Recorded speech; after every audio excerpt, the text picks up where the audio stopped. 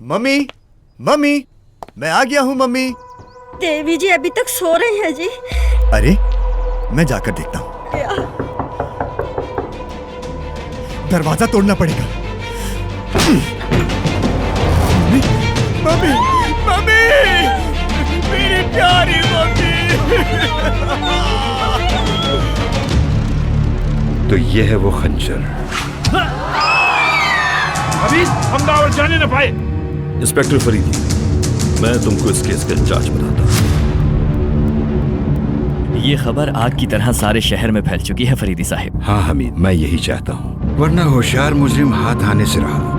क्या कर्नल तिवारी आपके मशवरे से नवाब साहब का इलाज कर रहे हैं? लेकिन आप ये सब क्यों पूछ रहे हैं? मैं नवाब साहब की जान लेने की एक गहरी साजिश का पता लगा रहा हूँ।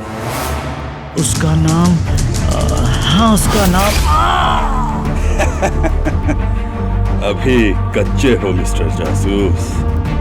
ऐसा दिलेर मुजरिम आज तक मेरी नजरों से नहीं गुजरा। सफी की जासूसी दुनिया ड्रामा दिलेर मुजरिम।